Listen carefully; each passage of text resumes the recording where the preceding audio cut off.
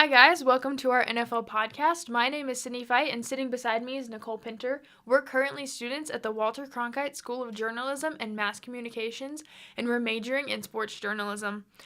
I think we're going to start today talking about some more recent news in the NFL.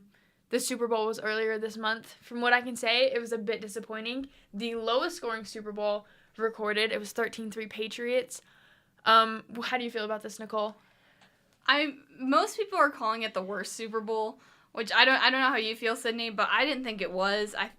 People forget just a couple years ago we had the Seahawks absolutely blow out the Peyton Manning-led Broncos, 22-0 at halftime. Percy Harvin returns at 29-0 within 30 seconds of the second half.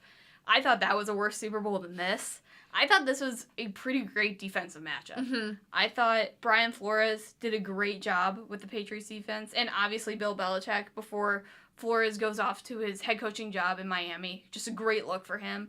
The Rams defense played amazing. Gave the Rams offense so many chances, but it was that Patriots defense that wouldn't let him get anywhere. It made Jared Goff uncomfortable, and they got to him, forced uncomfortable throws. And Patriots prove experience matters. Mm-hmm. And I feel like you're exactly right when we're talking about experience. We have Bill Belichick and Sean McVay. Bill Belichick is considered to be one of the greatest coaches of all time. And Sean McVay turned around that Rams team in 2 years. But I think your 9 Super Bowls over your 1 is something that obviously stands out. I feel like Belichick can look at things and he adjusts and he can make differences. He can succeed when he's looking at a defense. He can succeed when he's analyzing throws in games. McVeigh, even though he's the great coach that he is, the experience is what hurt him. He had a hard time looking at things and adjusting to what the Patriots defense was doing. Yeah, and I mean it was a close game up until maybe the last 4 minutes in that Stephon Gilmore interception, but I hesitate to say McVay was overwhelmed, but maybe he was a little bit. I mean, my worry was he was going to try to get too cute. Like, I still had the Patriots winning this game, but I thought McVay was going to get too cute. He didn't get cute at all. Yeah. There were no fancy play calls like there were this season. There's no play call that really stood out in my mind other than Jared Goff's throw to Brandon Cooks in the back of the end zone that should have been there a second earlier. And the McCourties... one of the McCourties would not have had the time to run over and take a touchdown off the board. But it's interesting that Belichick, it was a funny matchup of coaches because McVay would have been the youngest coach to win the Super Bowl. Belichick is now the oldest coach to win the Super Bowl. And Belichick is double McVay's age. Yeah. It's crazy. We can talk about our 2 quarterbacks here. Tom Brady and Jared Goff, which is definitely interesting. I don't know if Tom Brady is the oldest, but he's expected to retire in the next 5 years or never. He may never retire, but we'll see how that goes. This whole game, even though our defense was amazing, when it comes to offense was experience. And I feel like Brady is so good at analyzing these, and he can see what's going to happen before it does because he's been in the game for so long. He takes advantage of plays. He takes advantage of Edelman and every offensive player that he had. Well, I feel like it took Goff a little longer to adjust to the Super Bowl. It's his first time he's walking in there. He's trying to figure out what he's going to do, and that's why I feel like they gave up a lot more plays than they should have. Yeah, I agree, Sydney. I think, and the funny thing, going back to Belichick a little here with just the defense and on Goff, is during the regular season, McVay would talk to Goff in in his head, basically, up until the last second till he could. Telling him, hey, throw here, you're going to want to throw to this guy. What Belichick and Brian Flores did in the game is they would show one thing, and McVay saw this coming. Again, if you listen to the mic'd up, it's so interesting on NFL films, because McVay was like, you change your identity like every week so you don't know what's coming. Well, that's exactly what they did, so McVay didn't know what was coming. Yeah. Belichick and Flores had one defense laid out. They knew when McVay couldn't talk to Goff anymore, and they completely changed their identity of what they were showing. And that took advantage of Goff, and it was like he couldn't do it on his own, even though he's kind of been doing it all season. Nicole, I agree. I think they're both great quarterbacks, but I think that the Rams, they they have a few more years before they can be at a level to compete with the Patriots. I agree, Sydney. I think the Brady and Belichick tandem is unbeatable. Mm-hmm. For how many years? For 9 Super Bowls. Like you said, McVeigh and Goff's won.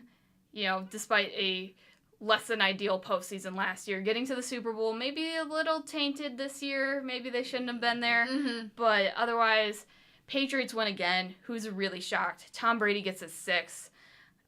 Just defensive matchup that we didn't see coming. Kind of ironic considering the offensive season we've had. Speaking of offensive season that we've had, the off-season has been a little more stimulating. The tension in the postseason is definitely more entertaining to watch, Nicole. Oh, yeah. Oh my God, Sydney, it so is. With this, specifically on the Pittsburgh Steelers, this is fascinating to me. Mm-hmm. What's going on? Juju Smith-Schuster, Steelers wide receiver, called them the Kardashians, and they absolutely are. I mean, they're not helping their case day by day goes by. Yeah. It started in the regular season with Week 17, AB saying, he has this knee injury. He's not there for walkthroughs, not there in a game that they needed to win to get into the playoffs, but they needed a few other things to happen. And then Le'Veon Bell sitting out the whole season. Now you have the GM calling out, not calling out, but saying, like, hey, you should be listening to Roethlisberger, and he should be the unquestioned leader, even though he's not, as we're hearing from former players. What are your thoughts on the Steelers drama? I think it's really interesting, Nicole. I mean, last week you had Antonio Brown saying that he wanted to trade. He's looking for something a little bit different. You have Bell, they didn't place a tag on him. You have a little bit of tension going on social media.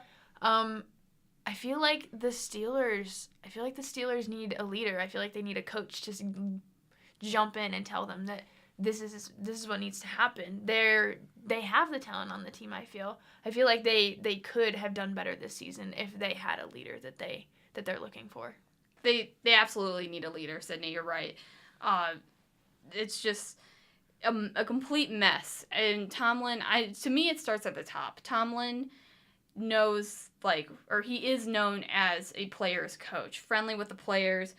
But there's a line that needs to cross where you need to be the coach and say, hey, this needs to stop. Mm-hmm. And he didn't do that all season. And I think that's why we're seeing the repercussions of that now. With AB wanting a trade, the GM saying, hey, you're basically stupid if you don't listen to Roethlisberger. Mm-hmm. But they don't have a leader. Mm-hmm. And Tomlin's not stepping in. Roethlisberger's saying he can call out whoever he wants. Yeah. In public.